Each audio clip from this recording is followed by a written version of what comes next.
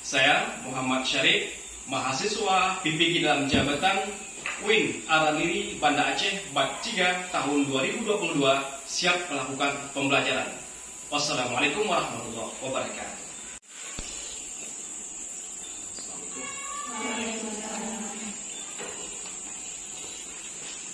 Istidaan. Salaman. Assalamualaikum warahmatullahi wabarakatuh. Waalaikumsalam warahmatullahi wabarakatuh. Ijlis.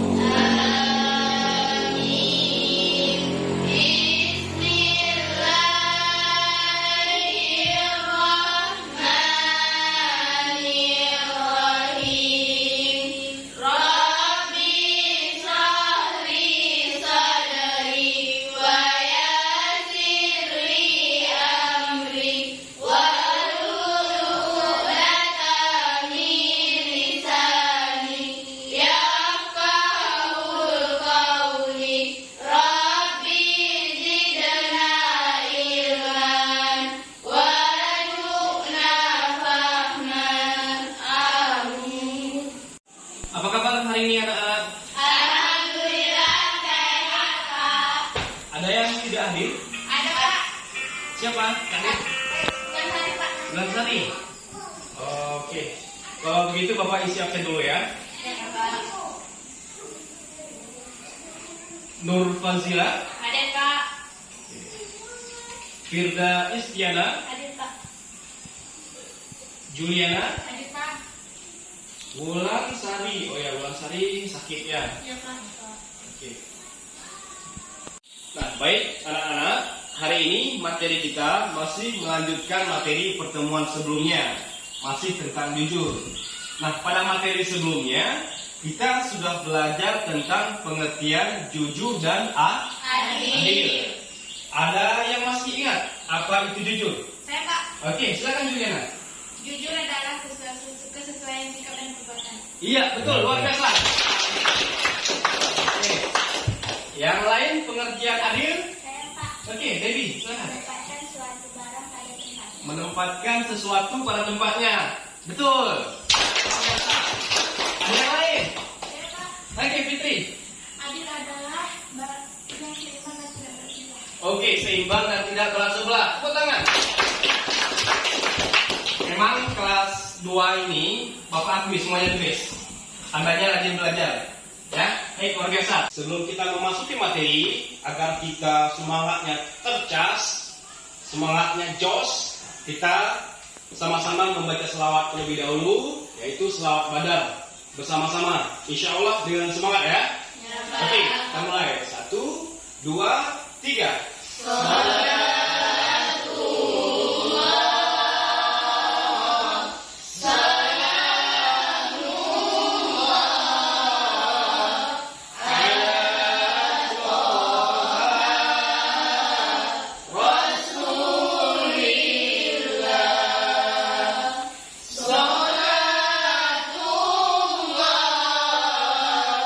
salam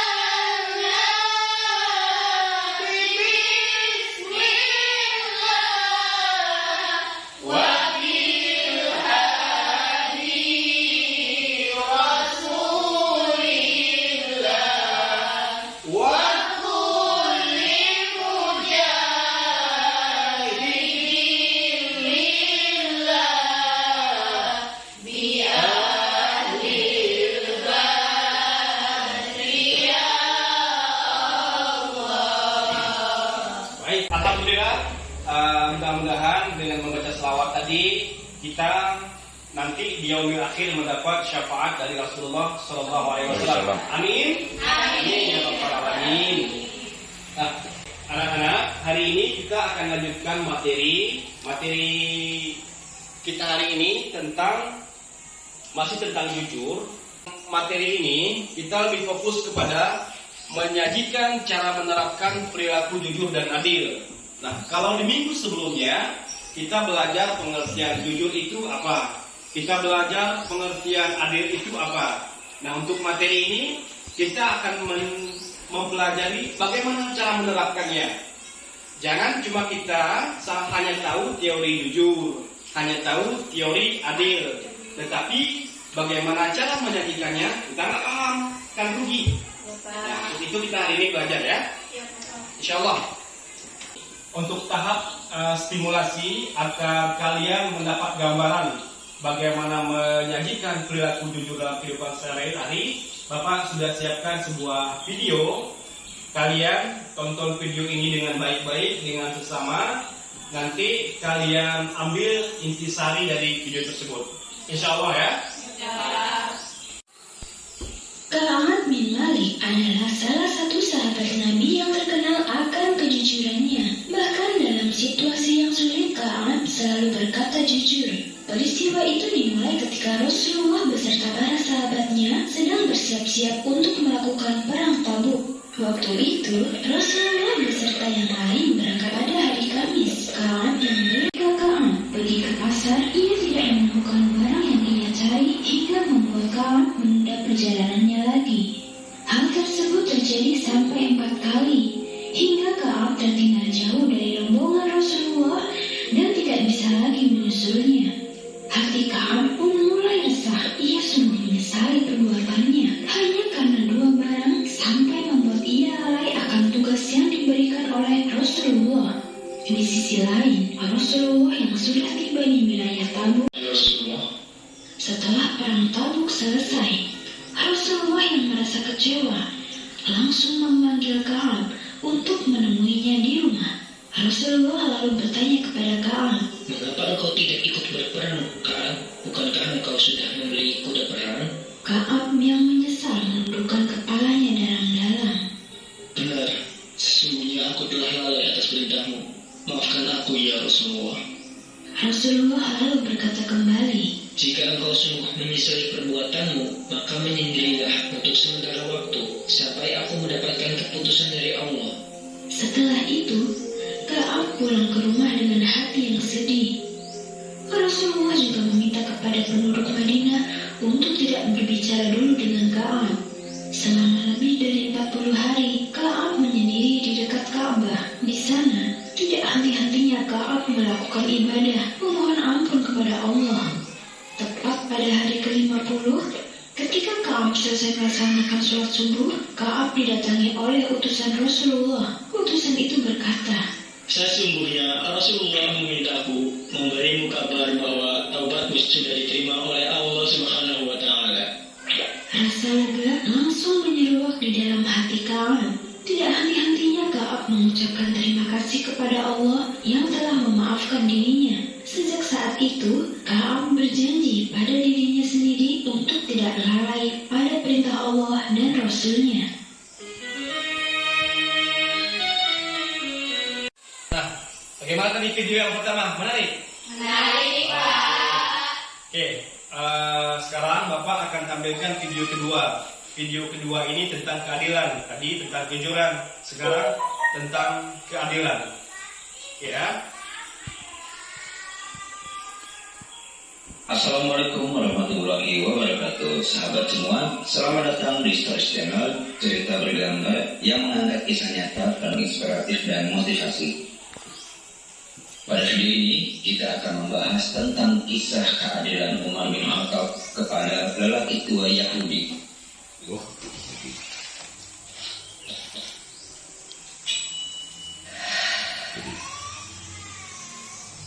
Umar bin Khattab sebagai khalifah mengutus Amr bin As sebagai gubernur di Mesir.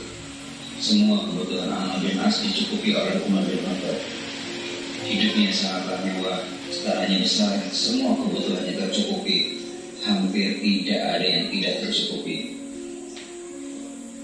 Amr bin As menempati istana yang megah dan mulai melakukan kepemimpinannya sebagai gubernur di Mesir. Namun, melihat istananya jauh lebih besar dari masjid, Amr bin As berencana membangun masjid yang jauh Yahudi. Lelaki tua Yahudi itu enggan pindah dari rumah tersebut. Masalah ini langsung disampaikan ke Amr bin As. Lalu Amr bin As memerintahkan ajudannya untuk memanggil lelaki tua itu untuk menghadapnya ke istana. Setibanya lelaki tua Yahudi itu sampai ke istana. "Wahai engkau lelaki tua, berapa harga jual tanah dan bubukmu? Aku ingin membangun masjid di atasnya," tanya Amr bin As kepada lelaki tua Yahudi tersebut. "Kalau begitu, aku akan bayar 3 kali lipat dari harga aslinya," ujar Amr bin As. "Tidak, Tuan.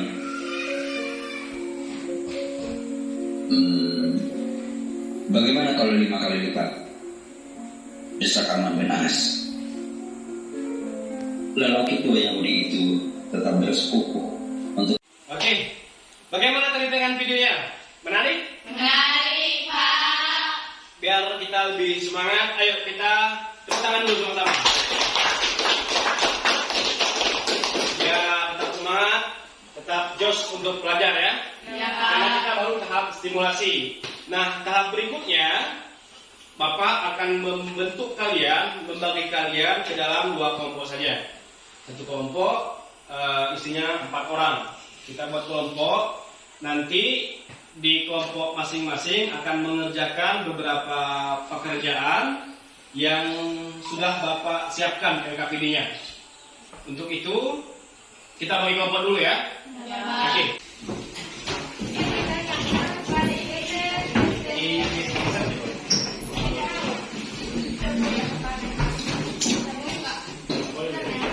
Nggak susah nanti. Kembali. Oh, tidak boleh.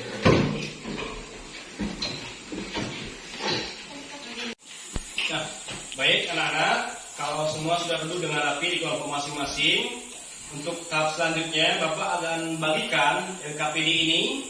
Tahu LKPD? Tempat kerja peserta didik.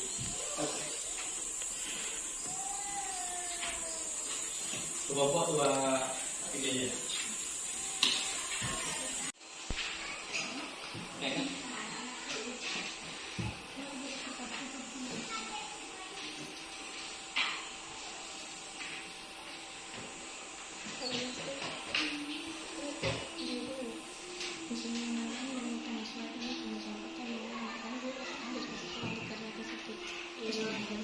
Sekarang coba kalian lihat masing-masing LKPD-nya. Di sana ada identifikasi masalah. Identifikasi masalah tentang bagaimana penerapan perilaku jujur dan adil dalam kehidupan sehari-hari. Silahkan kalian jawab dengan hipotesa. Hipotesa itu jawaban sementara. Kira-kira masalah 1 itu jawabannya apa ya? Berdasarkan praduganya. Praduga kalian tulis di situ. Oke ya, bisa dipahami ya? Ya. Oke.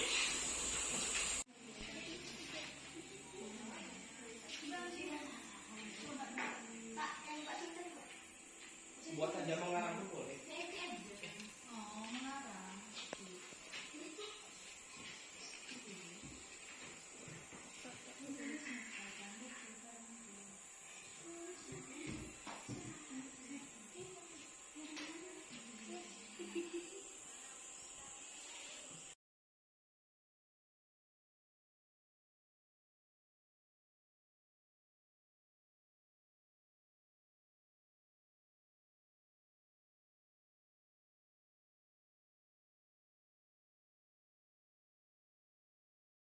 Nah, bagaimana anak-anak sudah kalian isi?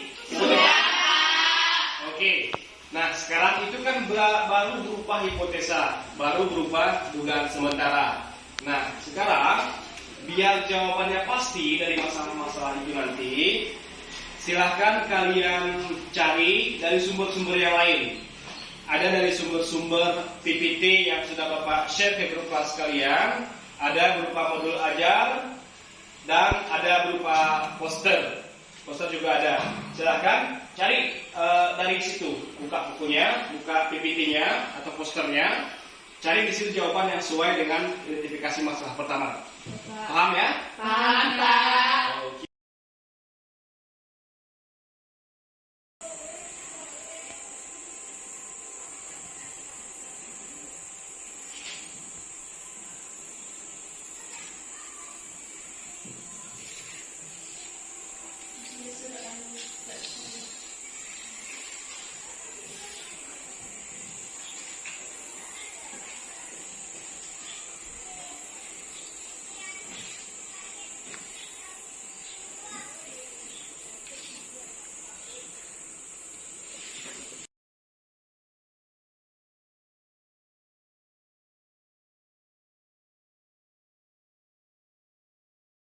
Sudah siap mencari datanya? Sudah, Pak. Nah, kalau sudah siap mencari data, tahap selanjutnya kalian coba diskusikan dengan teman-teman. Kalian olah data yang kalian cari tadi, kalian sesuaikan dengan pertanyaan atau identifikasi masalah di awal tadi. Oke ya, paham ya? Paham, Pak. Oke.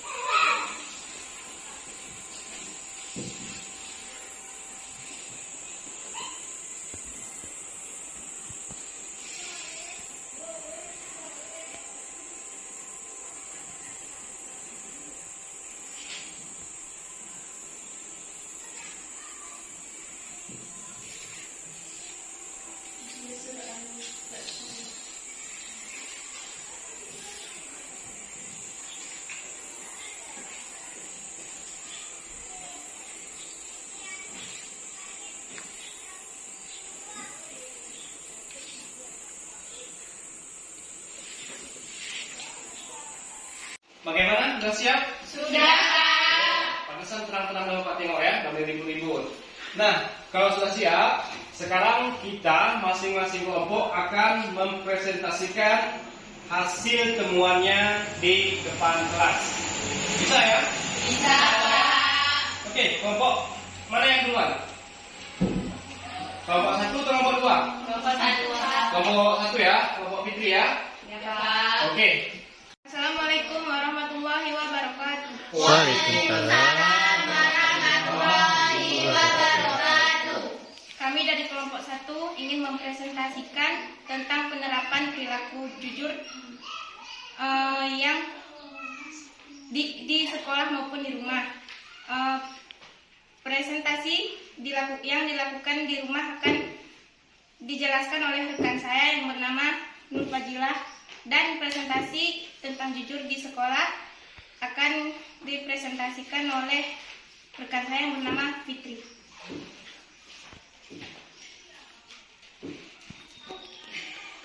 Misalnya jujur di luar rumah. Ibu menyuruh kita untuk membeli gula ke warung. Ibu memberikan uang 12.000 dan harganya menurun menjadi 11.000, maka kita harus melaporkan harga gula 11.000 dan sisanya tinggal 1.000.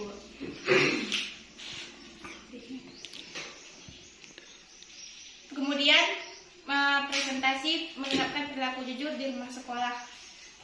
Contoh perilaku jujur di rumah sekolah adalah ketika izin dengan guru ke toilet, pergilah ke toilet dan kembali ke kelas.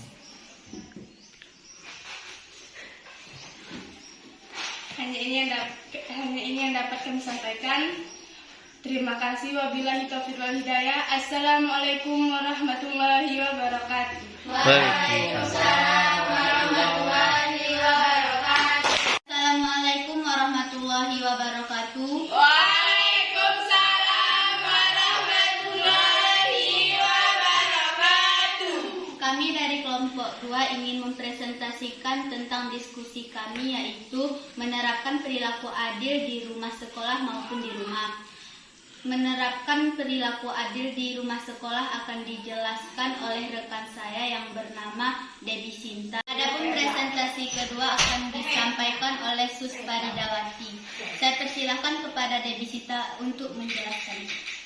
Contoh adil di sekolah adalah jika kita membawa makanan dan kita harus membagi dengan adil agar kawan yang lain tidak merasa kecewa. Contohnya jika kita membawa 3 buah rambutan, dibagi ke 3, masing-masing mendapatkan 1 buah. Dan selanjutnya saya akan mempersilahkan Sus Paridawati untuk menjelaskan. Menerapkan adil adalah seperti kita mempunyai 2 adik, yang satunya SD dan yang satunya lagi SMP. Contohnya kita memberikan uang ke SD hanya 5.000, ke SMP hanya 10.000, karena SMP itu lebih banyak kebutuhannya daripada SD. Demikianlah yang dapat kami sampaikan. Kami ucapkan terima kasih. Kami akhiri, wabillahi taufiq wal hidayah. Wassalamualaikum warahmatullahi wabarakatuh. Waalaikumsalam warahmatullahi wabarakatuh. Luar biasa sekali, tepuk tangan. Bapak betul-betul bangga dengan hasil presentasi kalian. Walaupun Bapak tahu kalian susah terbata-bata mengucapkannya, tetapi itu sambil kalian berlatih bagaimana berbicara di depan kelas. Berbicara di meja dengan di depan kelas beda kan? Beda. Tapi setelah berhasil kalian mempresentasikannya dan berhasil menyampaikan materi yang kalian temukan dan kalian sampaikan ke teman kelompok kalian, pasti perasaan kalian telah lega. Dan Bapak sangat senang kalian berhasil melakukannya. Luar biasa. Sebagai kesimpulan, ingin Bapak perkuatkan kembali betul yang disampaikan kelompok 1 tadi, bahwa cara menerapkan perilaku jujur di sekolah maupun di rumah seperti yang disampaikan tadi. Ketika di sekolah ada yang minta izin ke guru pergi ke toilet, maka dia harus betul-betul pergi ke toilet. Jangan pergi ke kantin, habis itu baru balik ke kelas. Kemudian cara menerapkan jujur di rumah juga betul seperti disampaikan kawan kalian tadi. Ketika misalnya mama orang tua kalian ngasih uang 12.000 dari contohnya untuk beli gula, rupanya gula sudah turun harganya menjadi 11.000. Rupanya sisa 1.000 rupiah. Disampaikan kepada orang tua. Itu cara menerapkan jujur di rumah, di sekolah. Cara menerapkan jujur di lingkungan tempat tinggal juga harus diterapkan sebaik-baik mungkin.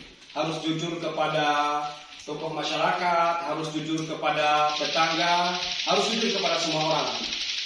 Itu tentang jujur. Nah, kemudian adil juga betul yang disampaikan oleh kelompok 2 tadi, bahwa menerapkan adil di sekolah itu ketika kita misalkan membawa makanan atau tadi contohnya rambutan, dia cuma bawa 3 buah rambutan. Emangnya cuma 3 buah rambutan? Debbie, cuma 3 biji? Enggak Pak, itu cuma contoh ya, cuma contoh. Nah, ada membawa rambutan ke rumah sekolah lalu dibagi kepada kawan agar dia adil, masing-masing mendapatkan yang sesuai jumlahnya. Jangan ada yang mendapatkan 2 biji, satu mendapatkan 1 biji, satu orang tidak mendapatkan apa-apa. Jadi cara menerapkannya betul seperti disampaikan oleh Debbie Sinta tadi. Kemudian contoh adil di rumah juga betul disampaikan Sus. Misalkan kita punya 2 adik, satunya SMP, satunya SD. Kalau kita berikan masing-masing 2.000 perak kan nggak sama, nggak adil namanya. Karena SD bisa jadi sekolahnya jauh, SD bisa jadi keperluannya banyak, kan nggak sama dengan SD kan. SD paling kan 1 jam 10 udah pulang. Makanya perbedaan jumlah uangnya yang kelas SD mendapatkan tadi berapa contohnya 5.000 ya, 5.000. SMP mendapatkan 10.000 itu sudah betul-betul adil.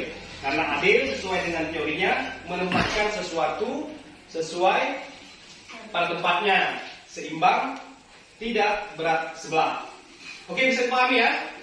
Baik anak-anak, selanjutnya Bapak akan kirimkan tugas masing-masing di grup WhatsApp aja ya, grup kelas ya, grup WhatsApp kelas. Silakan nanti kalian kerjakan tugasnya dengan baik ya. Oke, silakan dikerjakan. Baik anak-anak, setelah selesai kalian mengerjakan tes tadi, maka demikian materi ini kita cukupkan sampai di sini. Jangan lupa untuk membaca buku belajar-belajar materi pada pertemuan selanjutnya, yaitu tentang makanan dan minuman yang halal. Jangan lupa baca-baca di rumah ya. Baik, demikian materi hari ini kita akhiri dengan mengucapkan hamdalah. Alhamdulillah. Kita akhiri. Wabillahi taufiq wal hidayah. Wassalamualaikum warahmatullahi wabarakatuh.